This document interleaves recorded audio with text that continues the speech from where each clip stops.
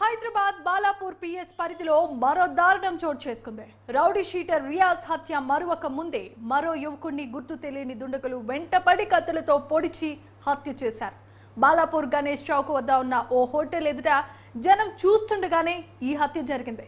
స్థానికుల సమాచారంతో సంఘటనా స్థలానికి చేరుకున్న పోలీసులు మృతుడు ఎంబీఎస్ఆర్ మాజీ స్టూడెంట్ ప్రశాంత్గా గుర్తించారు. డీసీపీ సునీతారెడ్డి సంఘటనా స్థలానికి చేరుకుని కేసును స్వయంగా పర్యవేక్షించారు.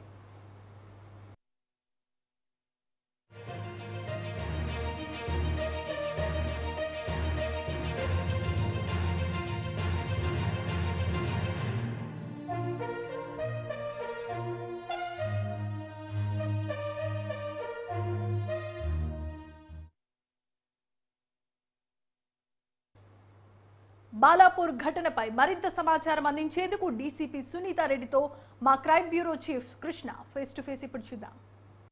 కమిషనరేట్ పరిధిలోని బాలాపూర్ ప్రాంతం హత్యకు వేదికగా మారింది. ఇటీవలే ఒక రియాజ్ అనే రౌడీ షీటర్ని ప్రత్యర్థులు దారుణంగా వాహనంతో ఢీకొట్టి రివాల్వర్తో రివాల్వర్తో అతన్ని కాల్చి కత్తులతో పొడిచి విచక్షణారహితంగా హత్య చేసిన ఘటన ఇంకా మరొక ముందే బాలాపూర్ గణేష్ చౌక్ వద్ద ఉన్న ఈ మండి 37 అనే ఒక రెస్టారెంట్ వద్ద ఎంబీఎస్ఆర్కి సంబంధించిన ఒక బీటెక్ విద్యార్థిని గుర్తు తెలియని వ్యక్తులు దారుణంగా హత్య చేశారు. ఈ ఘటనా స్థలంలో ఏదైతే హోటల్కి వచ్చిన ఒక 5 మంది విద్యార్థులు వచ్చి హోటల్లో భోజనం చేసిన తర్వాత 4:30 గంటల ప్రాంతంలో ఈ బయటకు వచ్చి పాండబ్బా దగ్గర వారు ఏదో మాటలతో ఘర్షణకు దిగారు.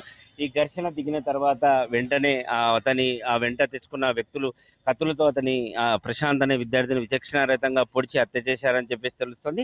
ఈ బయట ఏదైతే రక్తం మడుగులు అనేవి మనకి ఇక్కడ కనిపిస్తున్నాయో దాన్ని బట్టి హత్య జరిగిన తీరుని అధికారులు అంటే పోలీసులు వెంటనే ఈ స్పాట్కు చేరుకొని గాయపడ్డ వ్యక్తిని ఆసుపత్రికి తరలించే ప్రయత్నం చేసినప్పటికీ కూడా అధికారులు అప్పటికే అతను చనిపోయినట్లుగా కూడా అధికారులు గుర్తించడం కూడా జరిగింది.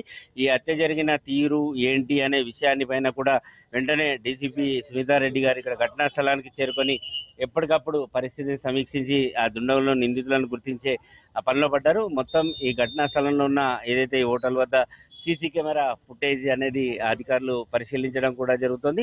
దీంతో పాటు ఈ హత్య అనేది ఎందుకు జరిగింది ఏంటి అనే విషయాన్ని ఇంకా క్షుణ్ణంగా తెలుసుకునే ప్రయత్నం చేస్తున్నాము. ఆ తర్వాత ఈ దుండగులు అంటే ఈ ఘర్షణ గల కారణాలు ఏంటి అనే విషయం పైన ఈ స్థానికంగా ఉన్న ఈ హోటల్కి సంబంధించిన వ్యక్తులను ఆ తర్వాత ఏదైతే ఈ పాండబ్బాకు సంబంధించిన వ్యక్తిని ఇచ్చిన వివరాల మేరకు ఈ హత్య జరిగిన తీరు వ్యవహారాలన్నింటినీ కూడా అధికారులు పరిశీలించడం కూడా జరుగుతుంది. సో ఈ ఘటన వ్యవహారానికి సంబంధించి డీసీపీ సునీతారెడ్డి గారిని అడిగి మరిన్ని వివరాలు తెలుసుకున్నాం. మేడం, ఈ హత్య తీరు వ్యవహారానికి సంబంధించి మీకు ఏదైతే ఇప్పుడు జరిగిన ఘటన పైన ఏమన్నా ఆధారాలు సేకరించడం అలాంటివి ఉంటాయి?